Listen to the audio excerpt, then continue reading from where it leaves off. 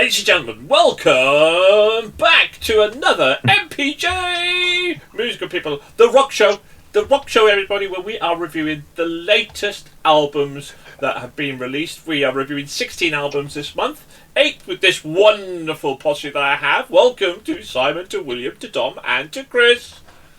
Hi. Hi everybody. And then another 8 with another posse, and this is how it goes. We're going to review each of the albums in a separate show, and then we're going to put it all together in the album of the month show, where we are going to rate everything out of 5. We've already done that, actually, but we're going to reveal our results. Will some of these albums get into our top albums of the year? Maybe get into our album of the year show, or what a show that is. So let's see what happens. And today we are going to start, not with a band, but we're going to start where it really matters, and that's for you guys to hit the like and subscribe button. Thank you very much. And any comments, if you agree or disagree, whack them in there. But seriously, today we're going to start with a band called Praying Mantis and their album Defiance. Dun, dun, dun. Now, let me think. Who's the most defiant of all of you? Oh, that's a really hard one, isn't it? It's got to be Simon. Simon, you defiant monkey, you. What do you think? Praying Mantis. Heard of them? No, never heard of them, and I don't want to hear any more from them. So, well, before you do, actually, let me tell you a little bit about them, shall I? Oh yeah, go ahead. I could do it in that. They've been around a while, a bit like you, Simon. They've been around a while. Formed in London in 1973 by brothers Chris and Tino Roy. The music scene in the late 70s are widely regarded as stagnant in the wake of dying punk scene, so it became time for a new breed of British bands to emerge and establish themselves on their own creative style of music. Through Neil Kay, DJ at Bandwagon, North London's premier hard rock disco, a new movement was being formed, and today the story has become folklore to hard rock fans all over the world. Due to Neil's much appreciated support, Mantis were given a platform to air their music, which featured classics Captured City and Lovers to the Grave. Now, with fellow London bands Iron Maiden, Angel Witch and Samson, Praying Mantis quickly established themselves and rapidly received the attention of the music press of the time. Along with a number of similar bands across the UK, this entire movement was labelled by Sounds as New Wave of British Heavy Metal. So apparently they were right at the forefront of that new wave. So there we go. So no, Simon, you will hear of them again because they've been around a long time. So so what did you actually think then? So I'll caveat that. So yeah, no, I'm not quite that cruel about the band, but unfortunately for me, it's that style, that genre of sort of old school metal that unfortunately I just don't really enjoy that much. They're not bad, they're technically very good, and like the guitar's really cool, vocals are good and stuff, but it's just I don't enjoy it. So unfortunately, it's just absolutely not the album for me. I unfortunately found myself skipping through most of the songs as I was trying to listen to them because I was just sort of getting bored.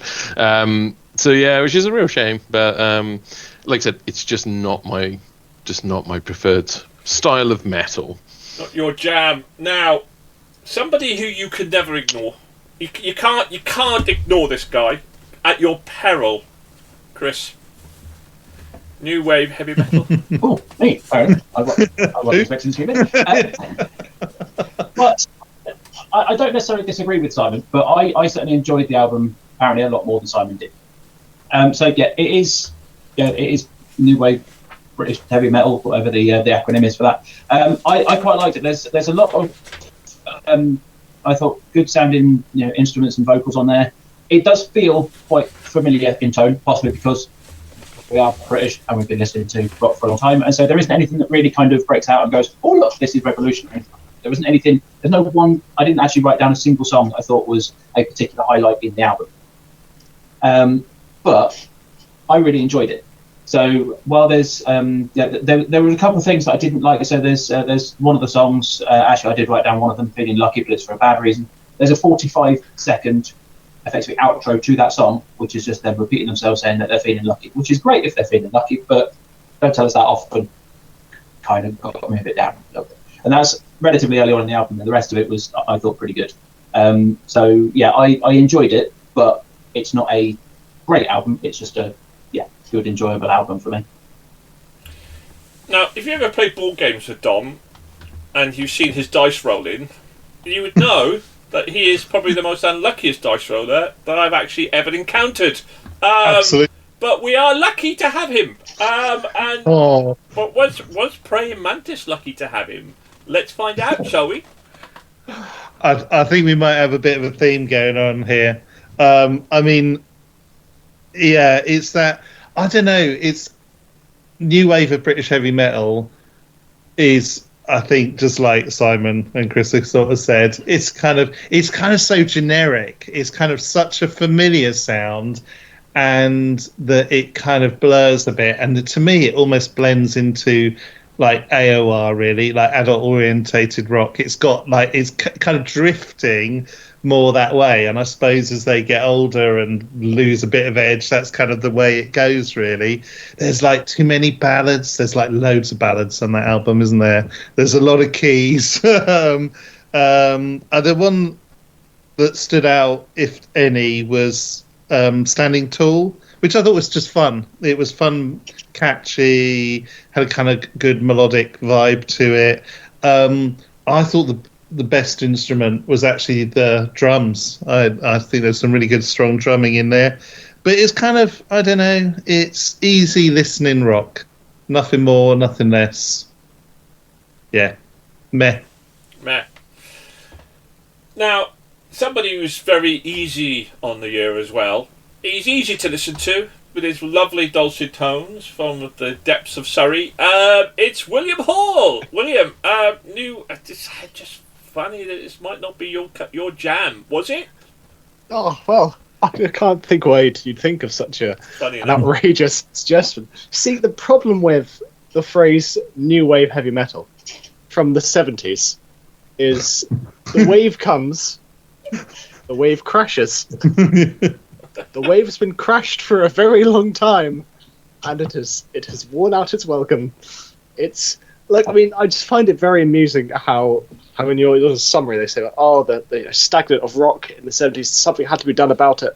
So all this new wave heavy metal stuff, and then they haven't changed the sound. It sounds like anything else from that 70s era of metally rocky stuff.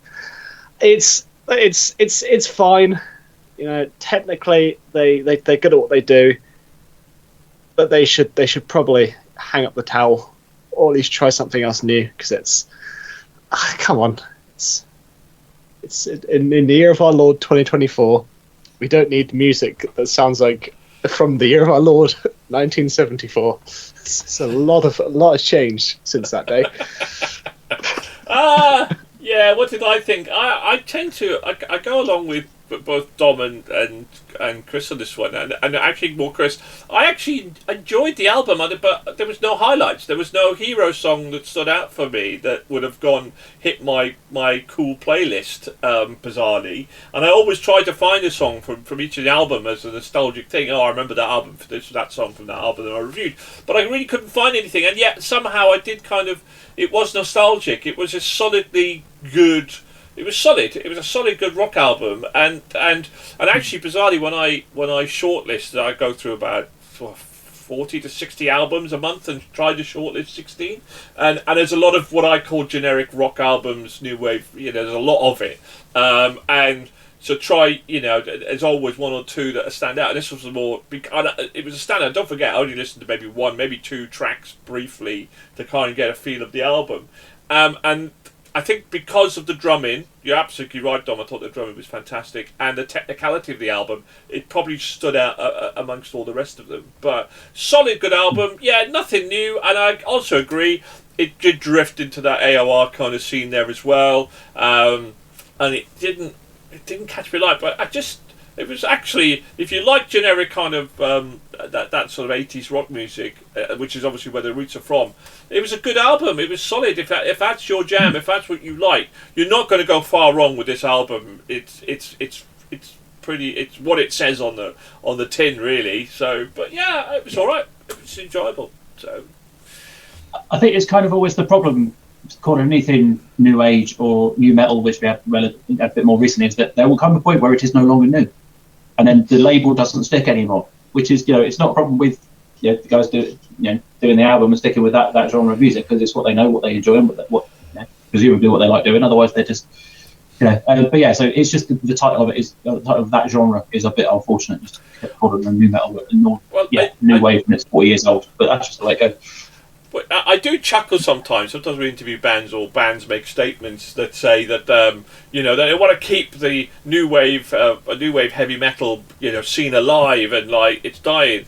Well, believe me, honestly, the amount of bands that I listen to per month that are releasing albums that are new wave heavy metal, that scene is alive and kicking and saturated. There are a lot of bands trying to keep the flame going. It's whether or not there are bands who take new wave heavy metal and bring it into the modern era, and there are lots of good bands out there that maybe add a little bit of metalcore to it, or maybe a little bit of twist of blues or jazz, or not jazz, but country, for example. Some of the older bands have been having an influence of country rock, and it works. Some of it is fantastic. So I think that's the challenge that these sort of bands, I think, need to think about. So, but yeah.